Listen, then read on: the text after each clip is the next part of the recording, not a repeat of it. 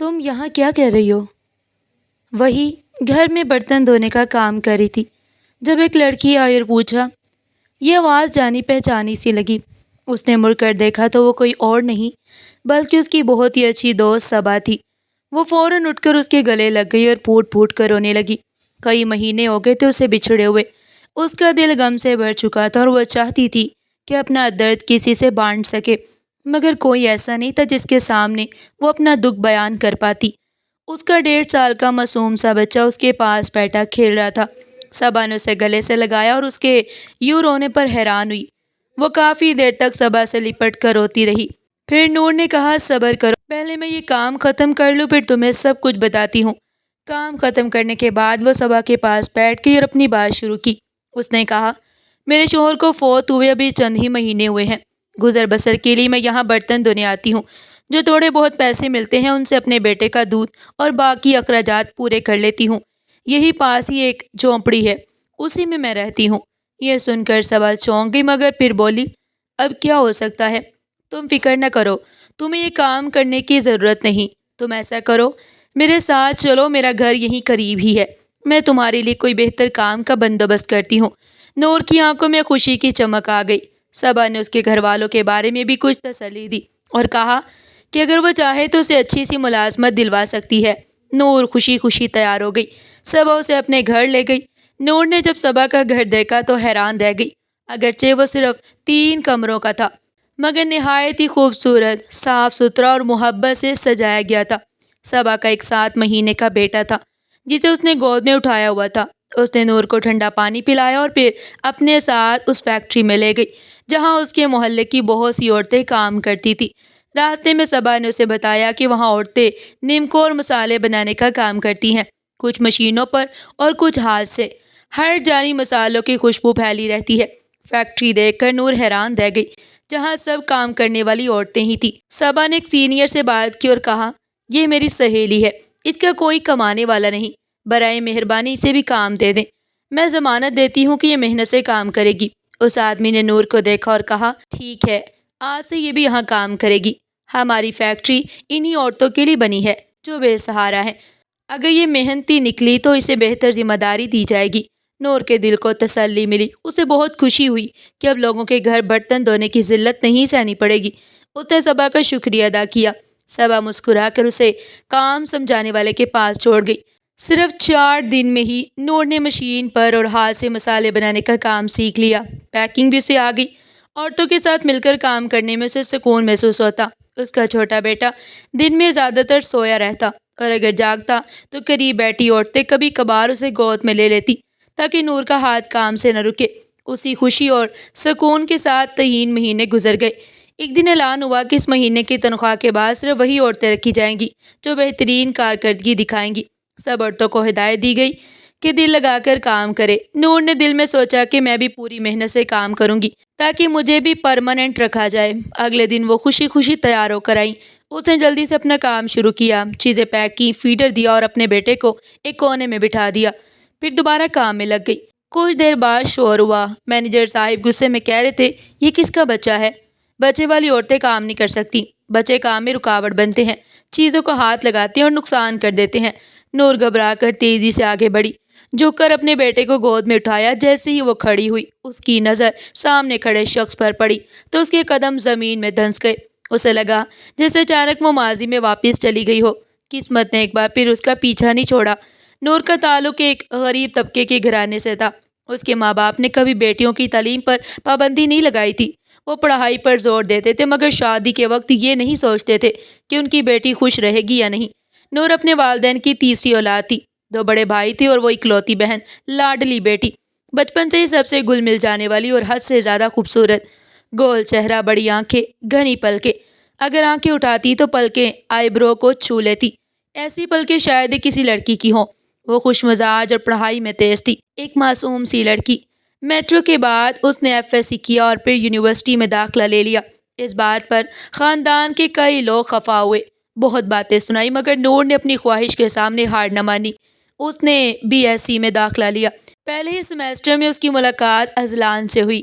Azlan ایک امیر کبیر گھرانے سے تعلق رکھتا تھا۔ شکل و صورت میں بھی پرکشش اور باتوں میں خوش مزاج، مگر یونیورسٹی میں سب اسے بدمعاش اور بگڑا ہوا لڑکا سمجھتے۔ لڑکیاں اس کی حسن کی دیوانی تھی، مگر اس نے کبھی کسی کو لفٹ نہیں کرائی۔ اس کا اصل شوق نئے آنے والے طلبہ کو تنگ کرنا تھا۔ اس کے ساتھ ایک برا گروپ تھا جو شرارتوں میں مشہور تھا۔ جب نور یونیورسٹی آئی تو شروع میں اسی گروپ نے اسے بہت تنگ کیا۔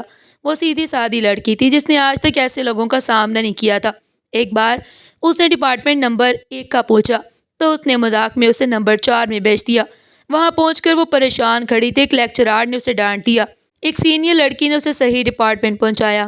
ایسے کئی واقعات ہوئے، مگر عجیب بات یہ تھی کہ اذلان کو وہ معصوم سی لڑکی اچھی لگنے لگی۔ تنگ کرتے کرتے وہ خود دل ہار بیٹھا، مگر اسے احساس نہ ہوا۔ دوسرے سیمیسٹر میں اس نے نور سے اپنی محبت کا اظہار کر دیا۔ یہ سن کر نور حیران رہ گئی۔ وہ اسے بالکل پسند نہیں کرتی تھی، بلکہ اذلان کے رویے نے اس کے دل میں نفرت بھر دی تھی۔ اس نے اکثر نور کو غریب ہونے کے طعنے دیے، حالانکہ نور کا گھرانہ درمیانہ طبقے کا تھا اور اسے کسی چیز کی کمی نہیں تھی۔ لیکن اذلان جیسے لوگ روز گاڑیاں اور فون بدلنے والے تھے، ان سے مقابلہ کرنا ناممکن تھا۔ جب اذلان نے پرپوز کیا تو نور نے صاف منع کر دیا۔ انکار کے بعد اذلان نے اس کی زندگی اجیرن بنا دی۔ یہ بات گھر والوں تک پہنچی تو سب ناراض ہو گئے۔ حالانکہ نور نے کبھی اسے کوئی دوستی نہیں رکھی، مگر بات اس طرح پہنچائی گئی کہ نور ایک لڑکے کو پسند کرتی ہے اور دونوں جلد ہی شادی کرنے والے ہیں۔ بلکہ یہ تک کہہ دیا گیا کہ والدین نہ مانے تو وہ عدالت جا کر ابھی شادی کر لیں گے۔ یہ سن کر والدین کے ہوش اڑ گئے۔ انہوں نے اسے گھر میں بٹھا دیا۔ دوسری جانب اذلان نے فیصلہ کیا کہ وہ خود اس گھر جائے گا۔ اس نے ایڈمیشن فارم پر لکھا ہوا اس کا پتہ نوٹ کیا اور اپنے دوستوں کے ساتھ اس کی گلی میں جا کھڑا ہوا۔ وہاں سے پتہ چلا کہ آج رات ہی نور کی شادی ہے۔ یہ سن کر اس کے ہوش اڑ گئے۔ آخر کار دوستوں کے ساتھ اس نے ایک منصوبہ بنایا۔ جب رخصتی کا وقت قریب آیا تو وہ اور اس کے دوست لڑکیوں کا روپ دھاڑ کر گھر میں گھس گئے۔ انہوں نے نور کو بے ہوش کیا اور پھر اذلان کو اشارہ دیا۔ اذلان چھت سے کود کر کھڑکی تک آیا اور اسے اٹھا کر لے گیا۔ نور کو کچھ خبر نہ تھی۔ وہ تو اپنے والدین سے بار بار کہتی رہی کہ اس کی شادی نہ کرے بلکہ پڑھنے دے، لیکن کسی نے نہیں سنا۔ اس کی شادی محلے کے ایک لڑکے سے طے کر دی گئی جو وعدہ کرتا تھا کہ اسے پڑھائے گا۔ اس لیے نور خوش تھی، مگر قسمت کو کچھ اور ہی منظور تھا۔ اذلان یہ برداشت نہ کر سکا کہ جس لڑکی کو وہ چاہتا ہے اسے کوئی اور حاصل کر لے۔ اسی ضد میں اس نے اسے دلہن کے روپ میں ہی اٹھا لیا اور اپنے گھر لے آیا۔ نور کے دل پر گہرا زخم لگا۔ اسے یقین تھا کہ اب اس کے والدین اس پر بھروسہ نہیں کریں گے۔ اگر وہ گھر گئی تو بھائی قتل کر ڈالیں گے۔ آنکھوں سے آنسو بہنے لگے کہ ماں باپ پر کیا بیتی ہوگی۔ وہ بھائی جو اس پر جان چھڑکتے تھے اب دوستوں میں سر نہیں اٹھا پائیں گے، خاندان والے تانے دے رہے ہوں گے، اور یہ سب سوچ کر وہ روتی رہی۔ اذلان نے زبردستی نکاح کر لیا۔ نور نے لاکھ منع کیا مگر اذلان اپنی ضد کا پکا تھا۔ اس نے نور کو کچھ عرصہ ایک چھپے ہوئے گھر میں رکھا، پھر اپنے والدین سے ملوایا۔ اس کے گھر والے نور کو دیکھ کر خوش ہوئے اور عزت دی۔ ان کے نزدیک یہ کوئی غلط بات نہیں تھی کہ بیٹے نے اپنی پسند سے شادی کی۔ ان کی نظر میں نور ایک اچھی اور نیک لڑکی تھی۔ نور نے بھی چپ ہو کر نصیب کو مان لیا، لیکن دل سے اذلان سے نفرت کرنے لگی۔ وہ دل ہی دل میں ارادہ کر چکی تھی کہ موقع ملتے ہی اسے چھوڑ جائے گی، مگر پھر تقدیر نے پلٹا کھایا۔ صرف 6 مہینے بعد وہ امید سے ہو گئی۔ جب اس نے دیکھا کہ وہ اذلان کے بچے کی ماں بننے والی ہے تو بھاگنے کی ہمت ٹوٹ گئی۔ اذلان کو یقین ہو گیا کہ وہ کہیں نہیں جا پائے گی۔ اس نے اسے اپنے گھر لا بٹھایا۔ گھر میں سب کچھ اچھا تھا، لیکن نور کے دل کو سکون نہ تھا۔ وہ اذلان سے دور جانا چاہتی تھی۔ موقع پاتی وہ گھر سے نکل بھاگی اور کچی بستیوں میں جا بسی۔ 3 مہینے بعد ایک جھونپڑی میں اس نے اپنے بچے کو جنم دیا۔ پھر قریبی ہی کالونی کے گھروں میں کام کاج شروع کر دیا۔ نور نے تقریباً 2 سال تک یہی کام کیا، لیکن اس نے یہاں آ کر سب کو یہی بتایا کہ اس کا شوہر اب اس دنیا میں نہیں ہے۔ لوگوں نے اس پر ترس کھا کر اسے یہاں رہنے دیا، اور جب کبھی وہ دیر سے واپس آتی تو لوگوں کے طعنے بھی سننے پڑتے۔ آج بھی وہ ایک گھر میں کام کر رہی تھی۔ اس کا بیٹا 2 سال کا ہو چکا تھا۔ اس کالونی کے سب لوگ اور کچی آبادی کے جھونپڑی والے یہی سمجھتے تھے کہ اس کا شوہر شادی کے کچھ مہینے بعد ہی اس دنیا سے چل بسا۔ اس کے بعد اس لڑکی نے بہت مشکل سے اپنا گزر بسر کیا۔ اس کا کوئی آگے پیچھے نہیں تھا، ماں باپ بھی نہیں تھے، اسی وجہ سے وہ اکیلی زندگی گزارنے پر مجبور تھی۔ اس دن بھی وہ ایک بڑے گھر میں کام کرنے میں مصروف تھی کہ اچانک اسے اپنی پرانی دوست صبا ملی۔ صبا اسے اپنے ساتھ اپنے گھر لے آئی اور پھر اس کے لیے ایک پیکنگ فیکٹری میں کام دلوا دیا، جہاں وہ اپنے بیٹے کو ساتھ لاتی تھی اور بہت محنت سے کام کرتی تھی۔ آج وہاں اذلان ایک دورے پر آیا ہوا تھا۔ اس کے بیٹے کو دیکھ کر شور مچانے لگا تو نور نے فوراً جا کر اپنے بیٹے کو اٹھا لیا اور جیسے ہی اوپر دیکھا تو وہ حیران رہ گئی۔ اس کے پیروں تلے سے زمین نکل گئی۔ یہ تو وہی شخص تھا، اس کا شوہر اذلان۔ 2 سال بعد اس کے سامنے کھڑا تھا اور نور کو لگا جیسے وہی واپس آ گئی ہے جہاں سے سب کچھ شروع ہوا تھا۔ اذلان بھی اسے دیکھ کر چونک گیا۔ اس کی آنکھیں کھلی کی کھلی رہ گئی۔ نور کا دل چاہا کہ وہ بھاگ جائے یا زمین پھٹ کر اسے نگل لے، مگر یہ سب ناممکن تھا۔ اسے لگا جیسے اذلان ابھی اس پر ہاتھ اٹھائے گا اور برا بھلا کہے گا، مگر اگلے ہی لمحے وہ حیرت میں ڈوب گئی، کیونکہ اذلان اس کے سامنے گھٹنے ٹیک کر رونے لگا۔ کہنے لگا، تم کہاں چلی گئی تھی نور؟ میں نے تمہیں کہاں کہاں نہیں ڈھونڈا۔ تم جانتی ہو میرے زندگی کی ہر سانس تمہارے نام پر چلتی تھی۔ تم ہی وہ ہستی تھی جسے میں کبھی کھونا نہیں چاہتا تھا، لیکن تم مجھے چھوڑ کر چلی گئی۔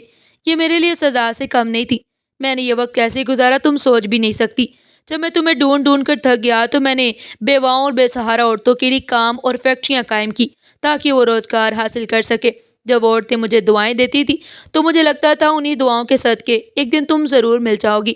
میں نے اللہ تعالیٰ سے ہمیشہ تمہیں مانگا، کوئی دن ایسا نہیں تھا جب میں نے تمہارے لیے دعا نہ کی ہو۔ نور، میں نے بہت غلطیاں کی، بہت بدتمیزیاں کی۔ مجھے اب احساس ہوا ہے کہ کاش میں ایسا نہ کرتا، کاش میں تمہیں تمہارے والدین سے جدا نہ کرتا اور تمہیں اپنی دنیا میں قید نہ کرتا۔ اگر میں نے تمہیں عزت دی ہوتی تو آج تم میرے ساتھ ہوتی۔ یہ کہتے کہتے اذلان زاروں قطار دہاڑے مار مار کر رونے لگا۔ یہ بچہ یہ میرا ہے نا؟ تمہیں اندازہ نہیں ہے کہ میں نے اس کے دنیا میں آنے کے لیے کتنا انتظار کیا تھا۔ روتے روتے وہ سب کچھ بھول گیا کہ کہاں ہے اور کیا ہو رہا ہے۔ یہ سب دیکھ کر نور کی آنکھوں سے بھی آنسو بہنے لگے۔ اسے احساس تھا کہ پچھلے 2 سال سے اس نے جس طرح گزارے وہ بہت بڑی غلطی تھی۔ اس نے تو بس ایک دن اپنے گھر سے بھاگ کر کسی بس میں بیٹھ کر کرایہ دیا اور کسی اجنبی سڑک پر اتر گئی تھی۔ پھر وہ کچی آبادی میں آ کر رہنے لگی۔ اسے کیا خبر تھی کہ اس کا ایک قدم اس کی پوری زندگی کو تباہ کر دے گا۔ وہ بھی گھٹنوں کے بل بیٹھ کر روتے ہوئے کہنے لگی، مجھے آپ سے نفرت ہو گئی تھی کہ آپ نے مجھے میرے گھر والوں سے دور کر دیا۔ نہ جانے میرے والدین کے ساتھ کیا ہوا ہوگا، نہ جانے انہیں کتنی باتیں سننی پڑی ہوں گی۔ اسی نفرت کی وجہ سے میں نے آپ کو سزا دینے کے لیے گھر چھوڑ دیا، لیکن پھر واپس آنا میرے لیے ناممکن ہو گیا۔ مجھے نہیں پتا تھا کہ آپ کہاں رہتے ہیں، اسی لیے مجبوراً مجھے یہاں رہنا پڑا۔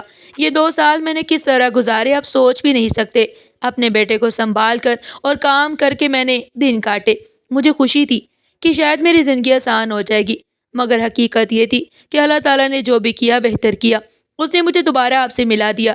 ہاں، یہ آپ کا بیٹا ہے۔ یہ کہہ کر اس نے اپنے بیٹے کو سینے سے لگا لیا۔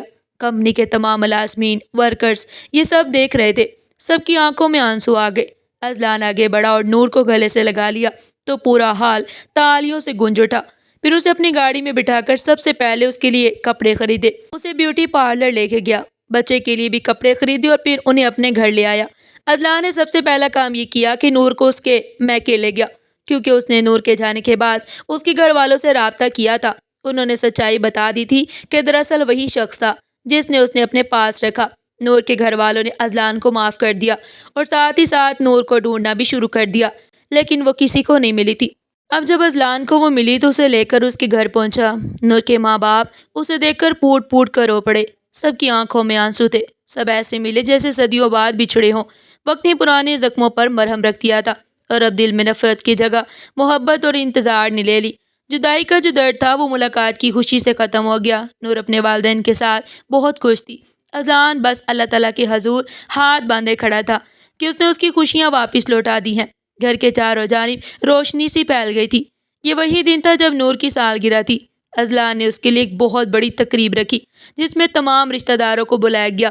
یہ تقریب کسی رخصتی کی تقریب سے کم نہیں تھی۔ سب کو یہ سمجھ آ ہی گیا تھا کہ نور اب اپنے والدین کی رضامندی کے ساتھ اپنی زندگی میں خوش ہے اور اس کی زندگی کی خوشیاں مکمل ہو چکی ہیں۔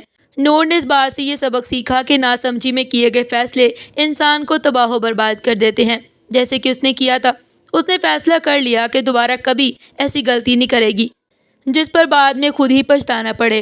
بلا شبہ انسان بعض اوقات غرور، نفرت اور ضد کی وجہ سے ایسے فیصلے کر لیتا ہے جن کا کوئی مطلب نہیں بنتا اور ان کے نتائج مشکل حالات پیدا کر دیتے ہیں۔ پھر انسان چاہتا کہ حالات ویسے ہو جائیں جیسے پہلے تھے، مگر ایسا ممکن نہیں ہوتا اور ساری زندگی پچھتاوے کا بوجھ اٹھانا پڑتا ہے۔ اس لیے ایسے فیصلوں سے بچنا چاہیے تاکہ پچھتاوے اور دکھ کا سامنا نہ کرنا پڑے۔ ناظرین، آپ کو آج کی ہماری یہ کہانی کیسی لگی؟